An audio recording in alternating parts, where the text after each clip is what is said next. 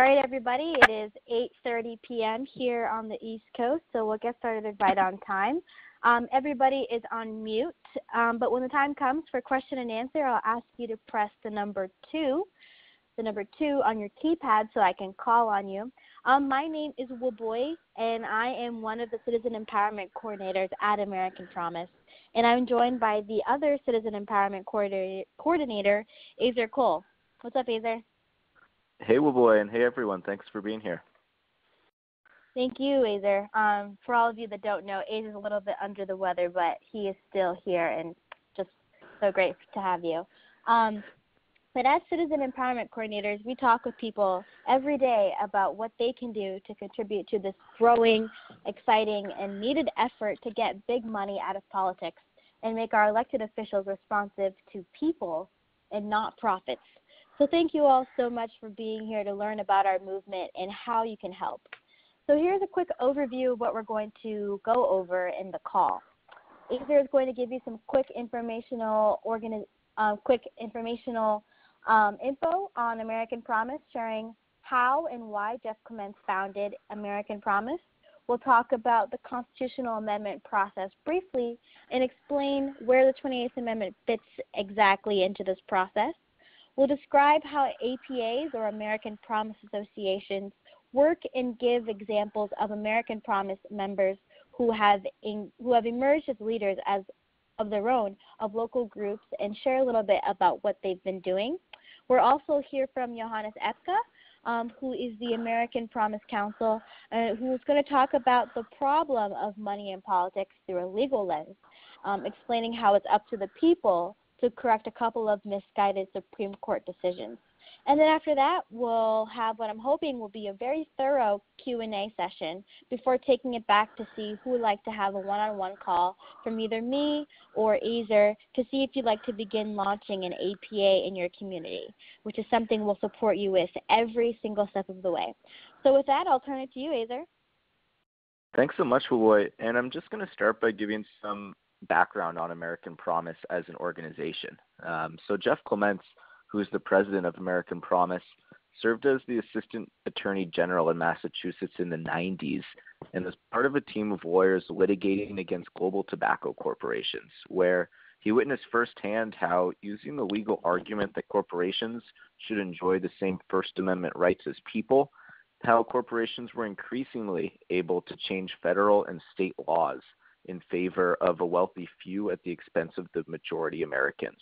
And in 2009, when the Citizens United versus Federal Elections Commission case was making its way through the Supreme Court, Jeff recognized that its implications weren't some entirely new, horrible trend in our democracy, but rather an alarming jump in a set of increasingly reckless Supreme Court decisions relating to the political power of money and corporations in our democracy.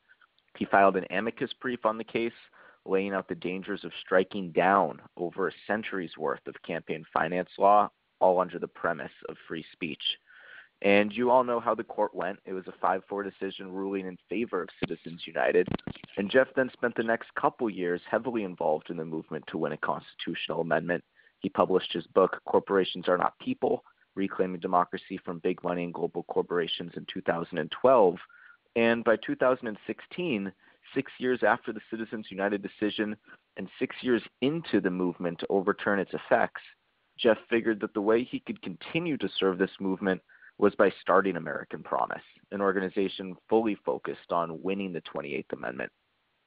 And American Promise is really a cross-partisan solution to this cross-partisan problem. You know, people of any and every background come together at American Promise with the sole purpose of getting big money out of politics and winning the 28th Amendment. We have a very special focus on truly empowering APA groups month in and month out, because getting money out of politics is an issue that Americans, regardless of political party, overwhelmingly support. And this commitment to cross-partisanship shows up in places like our advisory council, for example, where people like progressive Nina Turner, president of Bernie Sanders' Our Revolution group, are working together with conservatives like Al Simpson, retired Wyoming Republican U.S. Senator, all for the same vision, that money is corrupting our democracy, and the only way to fix it is through a constitutional amendment. Thank you so much, Azer. And I now just want to quickly go over the process of actually winning an amendment. So there are two ways to do this. The first is that a piece of legislation passes through both houses of Congress with a two-thirds vote. So that's 290 in the House and 67 in the Senate. That bill is then sent out to the states where it's ratified by 3/4 of the state legislatures. So that's 38 state legislatures. And the other way that this can happen is through a convention of the states. This is where 2/3 or 34 state legislatures call for a constitutional convention around a single issue as laid out in Article 5 of the Constitution. So where does this push for our constitutional amendment stand? Well, so far, 19 states have formally called on Congress for this constitutional amendment. Over 800 cities and towns have passed local resolutions in favor of this amendment.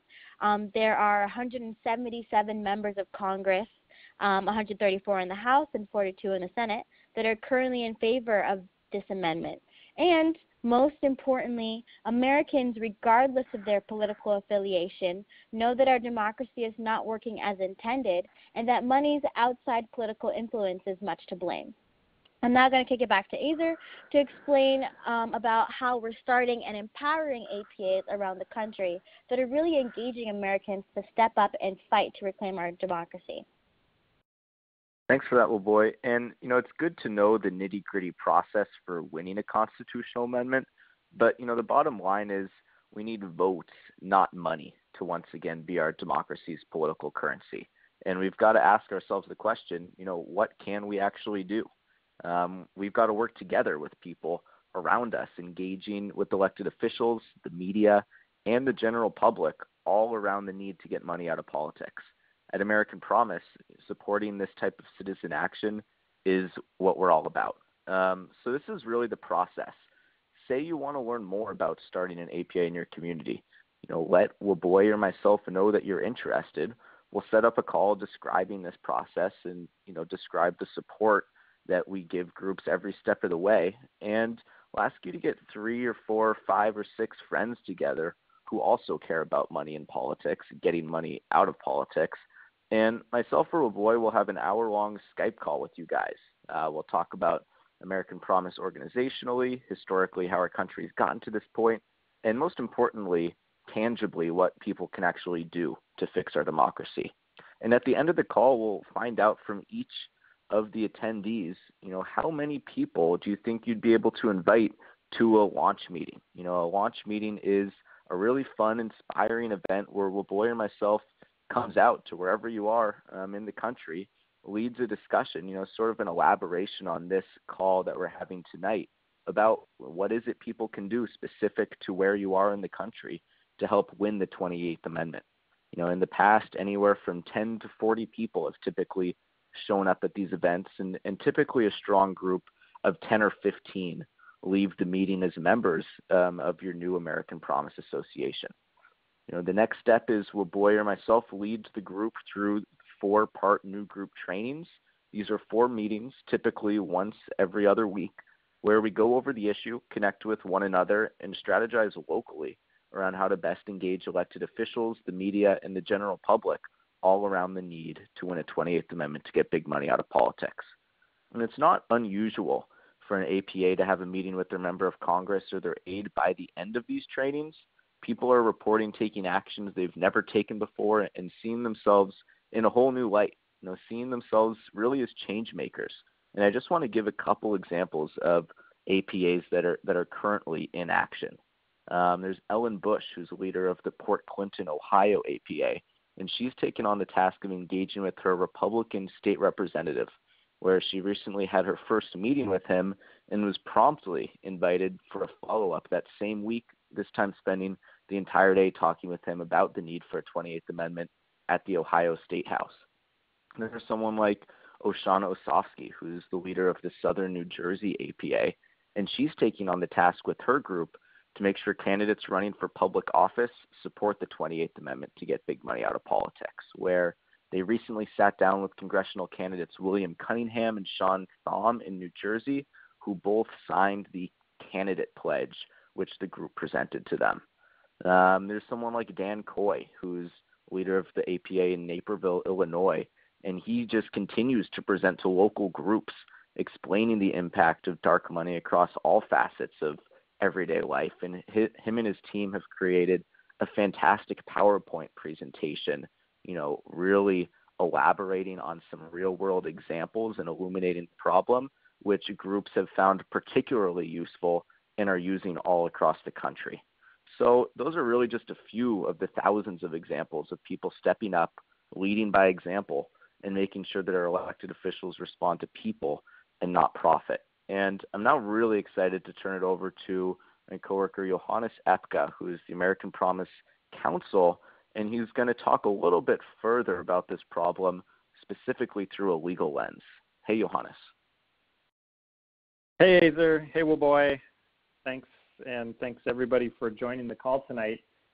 As Azer said, my name is Johannes Epka, counsel at American Promise, and just want to give a brief introduction. I originally started my career doing environmental law out in California for a few years, and quickly realized that the money in politics was really at the root of the issues I was facing there. So made the switch about 5 years ago to work on the amendment campaign, first with an organization called Move to Amend, and then American Promise for the last year or so.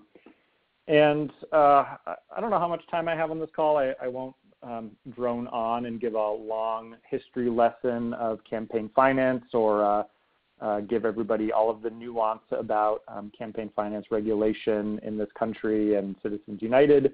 I'm happy to answer any of the more nuanced questions when we get to the Q&A, and I hope you all have some good ones. But since we're starting from a diverse background of understanding of the issue and the history, I do want to give a little bit of that to just get everybody on the same page and help frame our later conversation. So I guess the key point I'd like to make is that the problem we're facing isn't really a legal problem. Obviously, folks are familiar with Supreme Court cases like Citizens United, and those are very much legal cases. But the problem we're facing is really more of a political problem, and therefore the solution must be as well. And so to help explain why that is, I'll back up. So for much of American history, campaign finance was considered a political question. The Supreme Court didn't touch it, and it was essentially just left to the executive and legislative branches. Congress could pass the Corrupt Practices Act, restricting corporate contributions in elections, and nobody thought that there was any legal issue or constitutional problem with that. And that's how it was for much of the country's history. That all changed with the case 1976, Buckley v. Vallejo. The court, for the first time, defined spending money to influence the outcome of an election as a constitutional question. It was a First Amendment free speech question. They decided that any money that anyone spent to try to influence the votes would be considered a constitutional issue, essentially taking that power from Congress and claiming it as their own. The trend then continued. We have further cases in the 70s, First Bank of Boston v. Bellotti a few years later, which then extended that ruling to include corporations. So corporations then had the amendment rights to spend money in elections as individuals, as people did. And the trend sort of continued. There were some ebbs and flows. So Austin in 1990 upheld some campaign finance regulations. And then 2002, there was a big landmark bill passed, the Bipartisan Campaign Finance Reform Act, BICRA, also known as McCain-Feingold, after, yes, that John McCain. And that was challenged the next year by several groups and individuals, including Mitch McConnell in a case McConnell v. FEC. And in that case, in 2003, the Supreme Court upheld most of the Bipartisan Campaign Reform Act. Then 7 years later, the same court, dealing with the same law, essentially struck down the vast majority of the substantive provisions of that case, citing Buckley v. Vallejo, those early 70s cases that redefined campaign finance as a constitutional issue, a First Amendment question rather than a political question. And one might wonder what happened between 2003 and McConnell v. FEC, where the court upheld almost all of BICRA, and in 2010 in Citizens United v. FEC, when they struck most of it down. And the one big piece that changed in there was no social upheaval. There was no other changes in the law of note. The big difference was that Sandra Day O'Connor was replaced by Samuel Alito. Obviously, that had a huge impact on the balance of the court, and it went from 4-5 to 5-4 majority in favor of overturning really substantive provisions of our basic campaign finance law in this country. And so what I mean to get at by that is that the lawyers are not going to be the solution here. There isn't a better case that we can bring to the Supreme Court. It isn't that the lawyers in Citizens United didn't make as good of arguments as they could have. They didn't make the best case they could have. They did. The lawyers did their best job, and ultimately we failed, and that's why we find ourselves in this position. And so while it is very much steeped in law, the problem is not ultimately a legal one. There is no legal solution. The solution is a political one. We must, as a people, as we have done time and time again, corrected the court and made clear what we want in this country politically is to have political equality. We want an election system that is not corrupted by the influence of corporate and billionaire and foreign money. And so the politics of it require us to overturn the court, and there is only one way to do that in our political system, and that is to amend the Constitution. And so that's where we find ourselves. As Waboy and Azer were talking about a little earlier, there are two paths, and we can get into some of the law of the actual amendment process if y'all are interested. But I just offer those words as some framing for conversation around the problem, and what I find more interesting is the solution. So I'll turn it back over to our hosts and hope that we have some great questions lined up. Thank you so much, Johannes. And we're definitely going to have questions in a moment. But if you already know that you would like to have a call from Azer or myself to talk about the next steps on starting an APA, please go ahead and press the number 1 on your keypad, and we'll make note of it and definitely reach out to you. So go ahead and please press the number 1 on your keypad if you'd like to let us know that you would like a call. All right, thank you folks so much.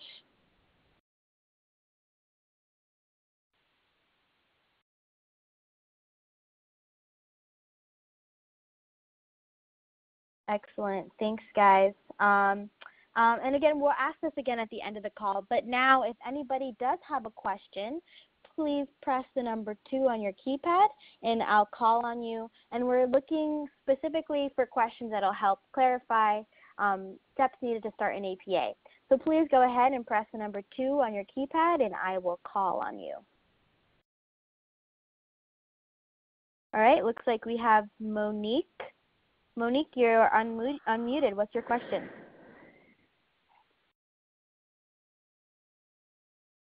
Okay, I had to unmute myself as well. Hello, everyone on the call. My question is regarding 501c4 nonprofit status and mixing political campaigns. Can you guys speak to that? And I just want to be clear, I have a 501c4 and it is for a political reason, but there are several campaigns that are ongoing that I'm working with, but I'd like to know about mixing them in my office. How does that work? Have you ever heard of that before? Thank you. Johannes, I feel like this is something maybe that you know the most about. Do you want to take this one? Sure, I'd be happy to. Great question, Moni. Thank you for that. We are also at American Promise. We have a 501c3 and a 501c4 arm because we are engaged in, obviously, as I was just saying, political activity.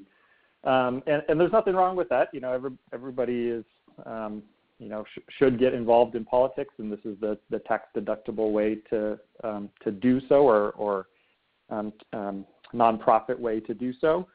501c4s get something of a bad rap in the campaign finance world because they are often used as shells for hiding the identity of donors, and so how this works is there are some disclosure laws that require those involved in candidate election races to disclose the identity of donors, but donors to 501c4 organizations are not required to be disclosed, and so what often happens is a nesting issue where you have somebody donate to a 501c4 anonymously, and then that C4 will go on to pass that money on to a PAC or other political organization, thus concealing the ultimate identity of the donor. I'm not sure if that's responsive to your question. I think you may have just been asking more generally about whether C4s can get involved in this work, and the answer is absolutely. If that didn't answer your question, please feel free to clarify. Thank you. That was a great answer, and I'd just like to have a conversation and more in depth about my personal mission with someone. If you guys could call me, or we could set up a call, that would be great. Yeah, great. Absolutely. Would be happy to. Thank you. Thank you. Thank you so much, Monique. Let's see who we have here. Steve Miller, you are unmuted. What is your question? Where are you calling in from? I'm calling in from New Jersey, southern New Jersey. My question is this. Under the original McCain-Feingold law, were unions treated the same way as corporations? I can take that one, boy, if you like. Sure. Yeah. The short answer is no. The court has never really treated unions the same as corporations for good reason, because they're, they are different types of entities. This conversation about the distinction between unions and corporations also sometimes involves nonprofit corporations, whether they should be treated the same as for-profit corporations. And I guess the short answer is that the court has treated them differently, and some advocates say that they should be treated the same, and some actually think that they should be treated differently because their purposes are different. Nonprofits and unions are, in some ways, expressive organizations. They are created specifically and explicitly to make a point, to have political speech, where corporations are granted benefits under the law of limited liability and perpetual existence that allow them to serve their purpose, which is to accumulate as much wealth for the owners as possible. And so it's that mix of legal privilege and the expressive rights that some feel is a destructive combination. Thank you. That's helpful. One of the congressmen that we were hoping to work with in our area is a former union president, and I just want to make sure we approach him in a knowledgeable fashion. That's a great question. I'd be thrilled to have longer conversation about it, there are some issues there that union advocates are concerned about. So I won't go on it at too much length about this, but some of the amendment proposals do address unions and corporations. On the face of it, the language of the amendment proposals treat them the same, but really the ultimate impact would be very different on unions and corporations. And so I'd be happy to direct you some resources on that if you'd be interested in learning more. I would. I guess you have my email. If you could send me that where I could find those resources, that would be great. Sure. Yeah, Great. I'll make a note of your question, and we'll definitely contact you. Thank you so much, Steve, for that question. Elise, you're unmuted. Please say where you're calling in from, and what's your question?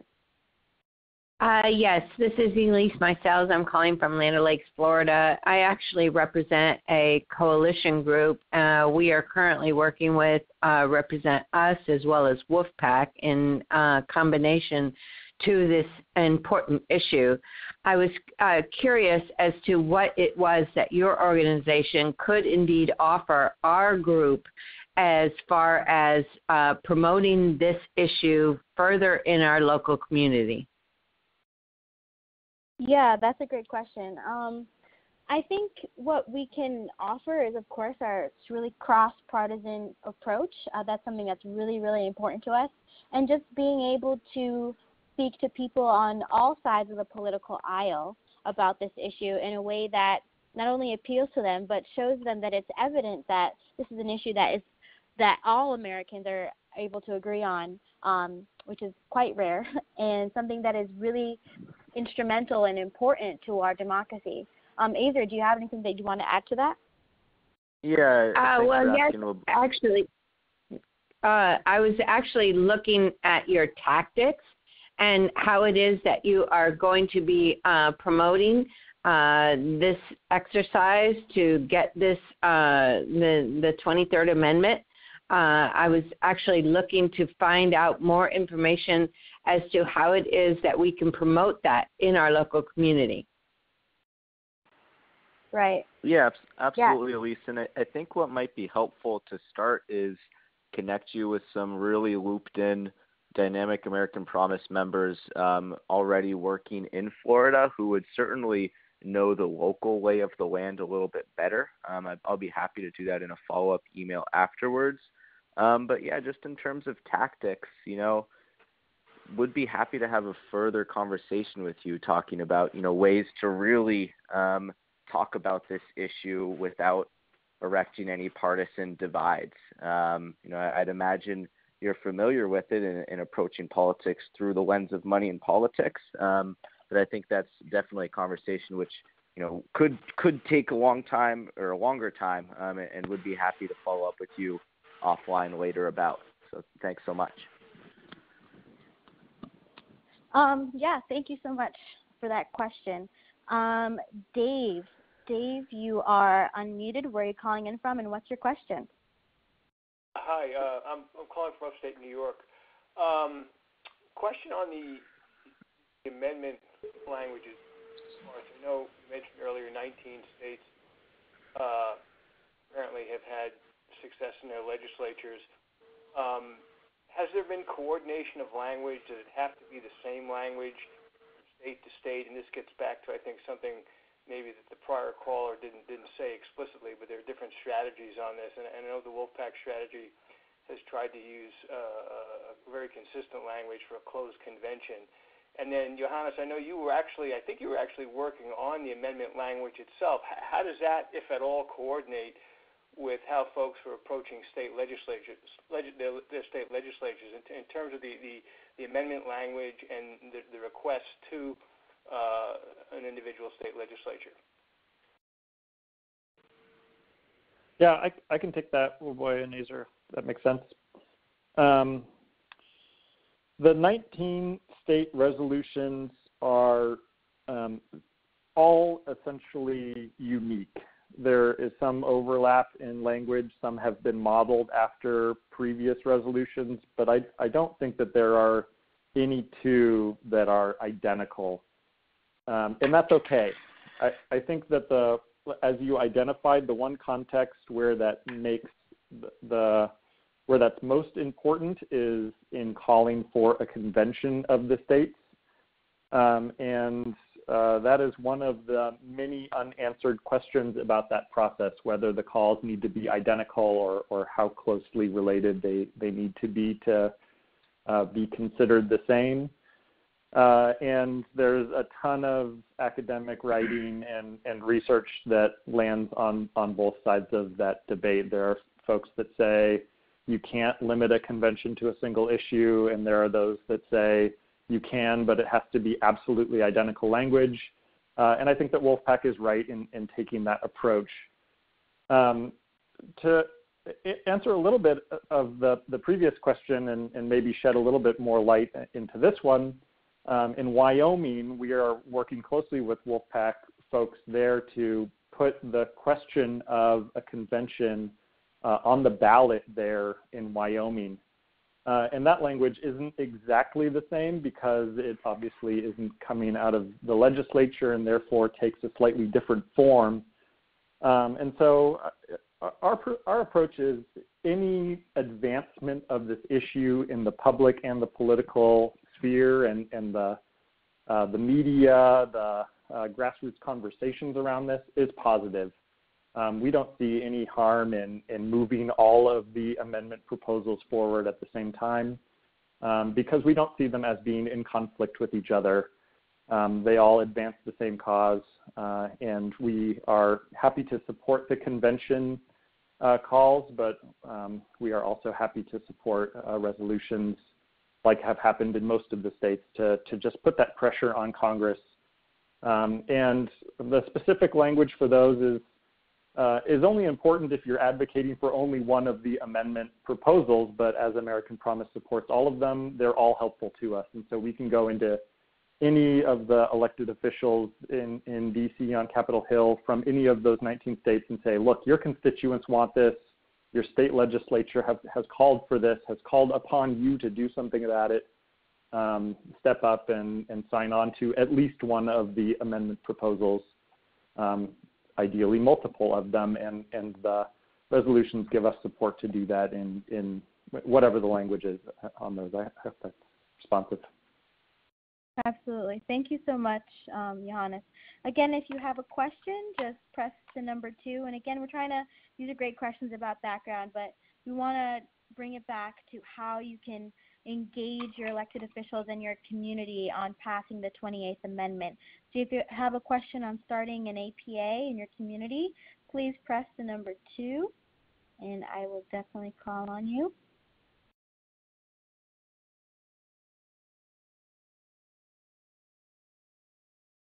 I've got a question for you, Woolboy. Sure. Say I'm fired up about the issue. I'm not that politically looped in. Maybe I have 1 or 2 friends who also care about this, but starting a local group seems like a pretty big lift. What can you tell me about the process? And is it really going to be like a second job? I also work 40 hours a week. I don't have that much free time. Yeah, that's a great question. That's something that we definitely hear all the time. And what I can say is we are going to, Azer and myself, we're going to support you every single step of the way, from that first initial call where you and those 2 people that you think are interested in creating an APA, to when you want to plan your launch. We'll help you with outreach, seeing where you can talk to folks about starting an APA. We'll help you with flyers and materials, send you brochures, all that good stuff.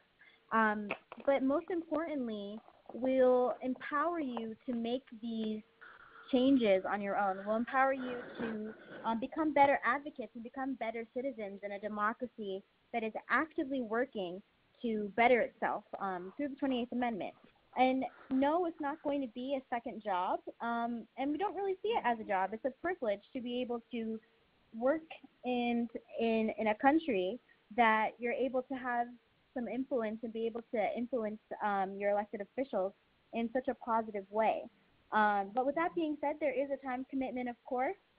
There's our monthly conference calls that we have, where basically it's a time where people get together and they're able to listen to a guest speaker talk about the 28th Amendment. We've had Nina Turner in the past. We've had Ben Cohen, who's co-founder of Ben and Jerry's on. We've had John Pudner of Take Back Our Republic. And it's a really great time to recenter and refocus ourselves around the 28th Amendment. And then we also have our weekly leader calls that are once every other week. And we just basically empower you to, with other APA leaders around the nation, to see what they're doing, to learn from them. And overall, it's just a learning process that is supported every step of the way. So you're never on your own, and you're never doing too many things by yourself. Great. Thanks, boy. Of course. So it looks like we have another question.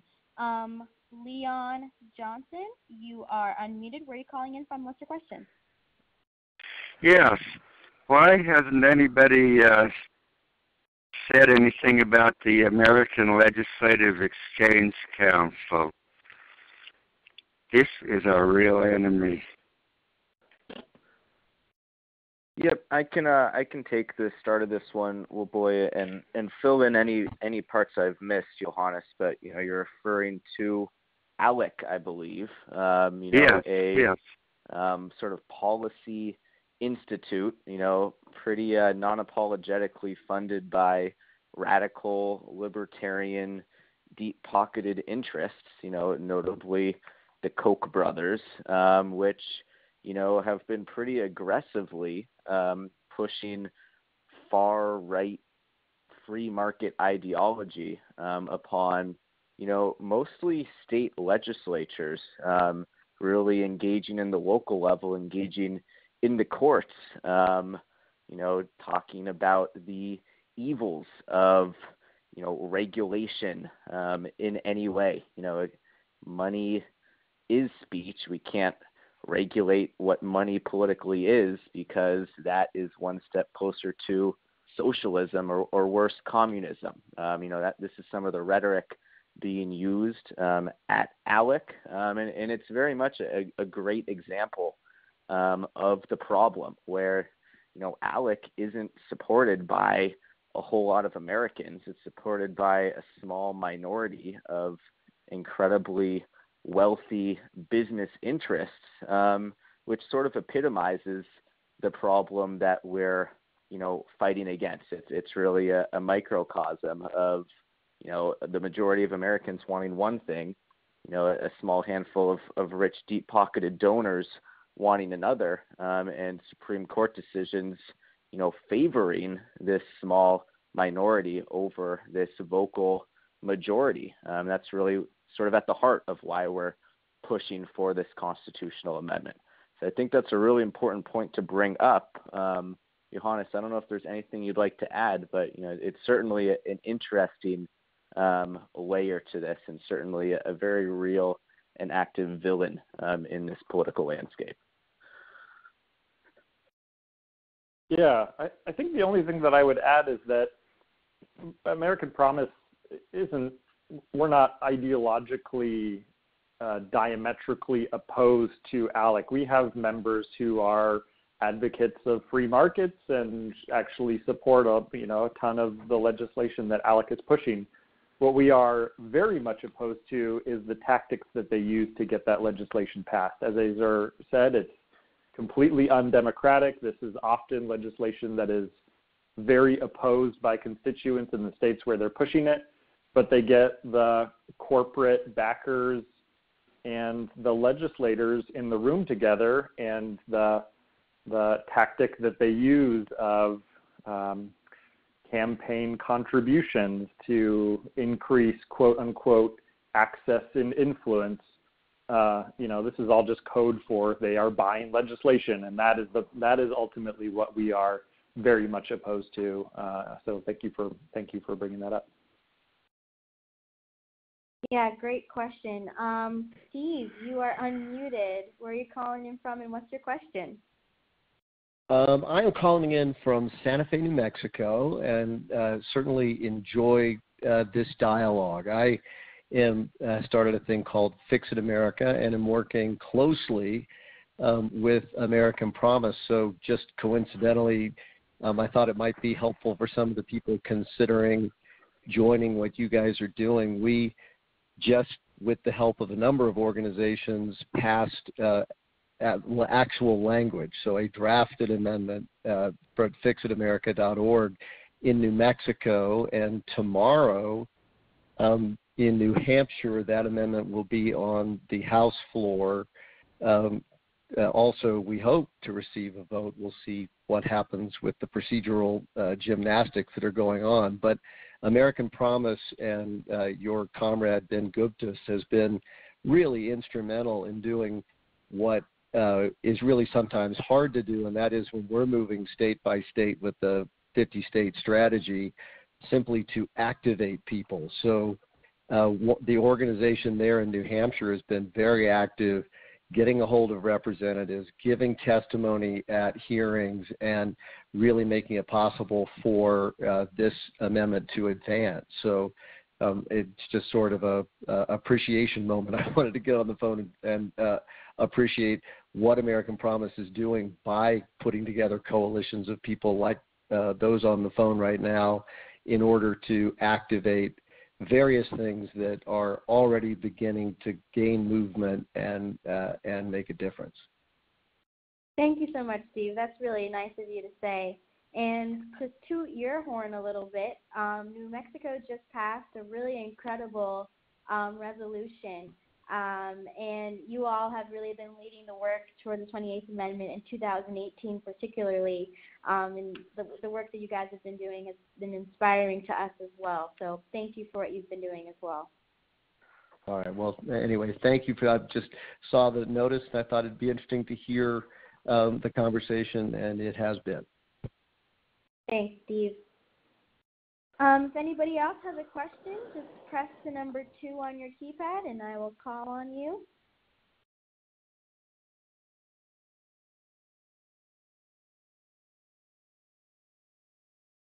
Well, boy, if we've got a sec. Yeah. Oh, go ahead. Okay, yeah. Susan, where are you calling in from, and what's your question?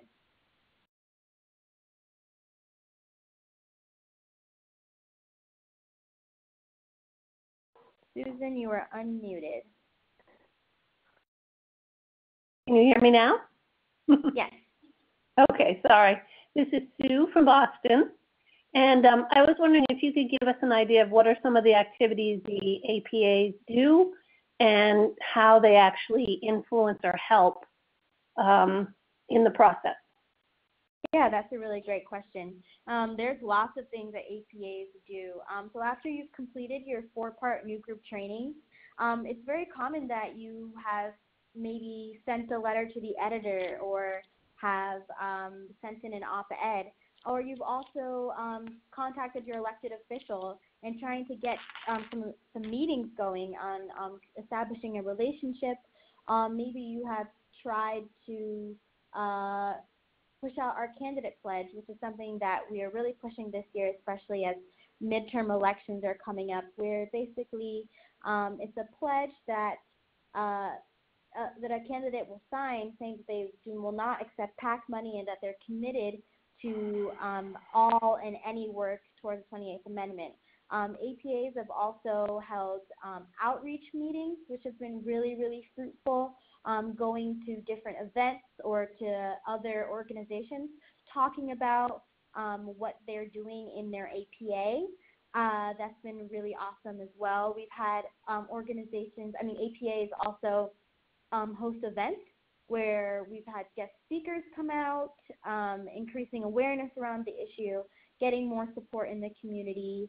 And of course, there's always ballot initiatives and local resolutions that APAs have taken on as well. Like we had said, Wyoming, Jan talked about a little bit. And we also have a ballot initiative in Massachusetts run by the People Govern Not Money campaign that is solely focused on the 28th Amendment as well. Anything else you want to add to that, Ezer?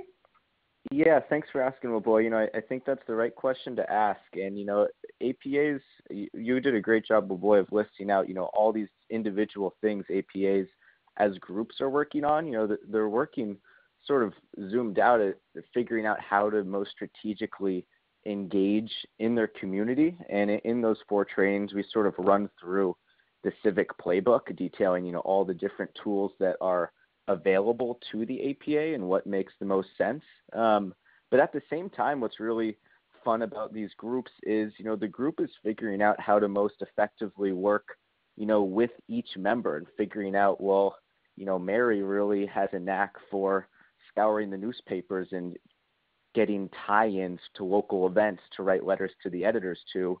Dan really likes to, speak in public, and he's created a presentation. He's going to take on public speaking. So a big part of these groups is, it's fun to work with 8 or 9 or 10 other people who are all interested in this issue, all have their own personalities, their own strengths and weaknesses, and figuring out really how to coalesce those energies most efficiently. That's a huge value of, meeting regularly with a dozen people or so around this issue, is figuring out, well, who wants to do what. Not everyone has to do everything. Most people want to do the things that they like the most, and that's part of the fun as well. So thanks for that. Thanks, Ezer. That's a great point. Carol, you are unmuted. Where are you calling in from, and what's your question? Hi, I'm calling in from Fort Wayne, Indiana, and Indiana is a really, really conservative state. And the area I happen to live in is densely populated with Republicans.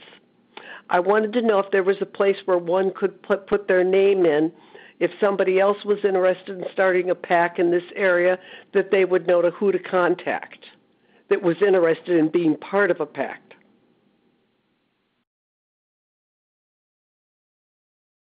A PAC. A part of an APA. Oh, okay. So you're wondering how we can contact you to start an APA in Indiana? No, I'd like to know that there's people even interested, and among that group, we might come to a consensus to start one. Yep, I can take this one really quickly, Boy. Sure. A good tool available is AP Connect, which is sort of an online forum of active American Promise members throughout the country, and you can, search in the directory by location where these members are and reach out to them specifically through that channel. And the way that you would access that, if you aren't already on it, is just by being at the American Promise website, americanpromise.net. In the upper right-hand corner, you'd see a log in button, which would direct you to either sign in or to create an account on AP Connect, and you'd be able to see, who are people who are already interested in this in my area, and can I reach out to them. You could also, talk to a boy or myself, and we could figure out if we've been recently in contact with anyone in that area. But I'd say that's the most effective tool for finding others already interested in this issue, other than just reaching out, to people who might not be looped in with American Promise yet, but who agree that, there's too much money in politics, who want to drain the swamp, say, and are fed up with politicians responding to their donors and not their constituents. Thanks for that, Ezer. That was a great question. Rosita, you are unmuted. Where are you calling in from? What's your question? Hi, how's everyone this evening? Good. Good. I have a problem. I'm here in Baltimore City, Maryland, and we are inundated with corruption, and it's been on national news. One of the problems that's not being discussed that I need table and actual support with is getting people to cooperate with releasing the children that were stolen through CPS. It's impacted us personally through the Belmont report, and the Belmont report clearly says children that are processed into foster care, whether they were abused or not, these children become wards of the state. And as wards of the state, they are subjected to medical experimentation. These children are having their organs harvested. They are being forced into the sex industry and different types of enslavement. But this is a horrific process taking place, and it really needs to stop. And we need legislation to stop that piece on the Belmont Report, and we need people willing to help us get our children back, because the courts aren't listening here. And I really don't know what I can do. We've been battling this since 2006. My grandson was murdered, and my granddaughter remains a victim of forced adoption. And I've spoken to every elected official, from the president on down to janitors for the city, and I still haven't gotten a response. So what is your recommendation? Yeah, Rosita, I'm really sorry to hear that. That's really tragic. And what I can say is that, unfortunately, that has been the trend since this post-Citizens United United States, where politicians are far more responsive to their big donors and big corporations rather than the people that they are upholden to represent. And what I can say is that once the 28th Amendment passes, and once this really large-scale effort that has already started in every single state in America to pass the 28th Amendment, that politicians will no longer be able to hide behind those closed doors, and will have to listen to their people and not to their donors. And they'll spend the majority of their time listening to people like you and to your concerns rather than to those that are funding their campaigns. And unfortunately, your story is something that I've heard many times of people wanting to reach out to their elected officials and nothing happening. But I know that through the empowerment work that we really focus on in American Promise, we really try to help empower you to become better advocates and to learn how to better speak with your representatives in a way that really fosters a relationship and creates change in the long run.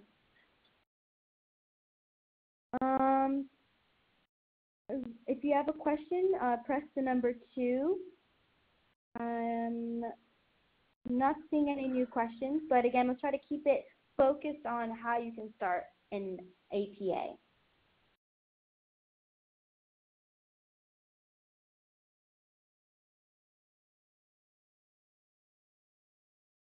Johannes, you were saying something earlier. Do you want to hop back onto that thought? Sure, if I can find it again.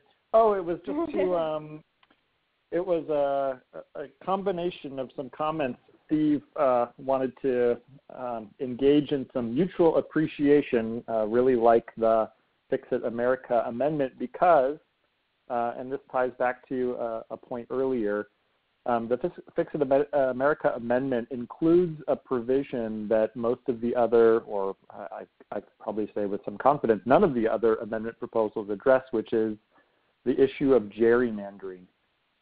So obviously the money and politics piece is something that we're all very familiar with. It's a very tangible concern and problem with our elections and our political system today. But the gerrymandering issue is something that a lot of people are turning on to and realizing is a very serious flaw as well. And so including that in the state resolution language does set that apart from some of the others, but we, like I talked about before, American Promise supports all of these efforts, and so we have been thrilled to lean in with Steve and Fix It America to help those efforts in New Mexico and New Hampshire, lifting up all of that great work. Thank you so much, Johannes, for that. It looks like we have just run out of time for questions. But thank you all so much for your wonderful questions and our thoughts. If you could press the number 1 again, if you're interested in starting an American Promise Association, we will definitely give you a call and we'll get started on the exciting process of starting your APA in your community. So just press the number 1 and we'll make note of who pressed that number and we'll give you a phone call. And I'd add too, press one if you're interested just in learning a little bit more about the process. Boy and I, can walk through any and all of it again. But we'll be very excited to reach out to you guys individually in the next couple days. Yeah, thank you all so much for people that are interested. This is really exciting. Okay, well, thank you everybody so much for joining the call. And it's only with people power that we'll be able to achieve our goal, which is a democracy where people, not money, rule. We'll have another one of these calls next month, Wednesday, March 21st at the same time. And this would be a useful time and a call to bring other people that you might know who really want to be serious about fixing this national problem, starting with your local community. So until then, thank you so much for joining us. Have a good night, and we'll talk soon. Thank you. Bye, everyone. All right. Thanks, boy. Thanks, Johannes. Thank you, everyone, for joining the call. Hopefully talk to you next month, if not sooner. Have a good night. Thanks, everyone. Good night.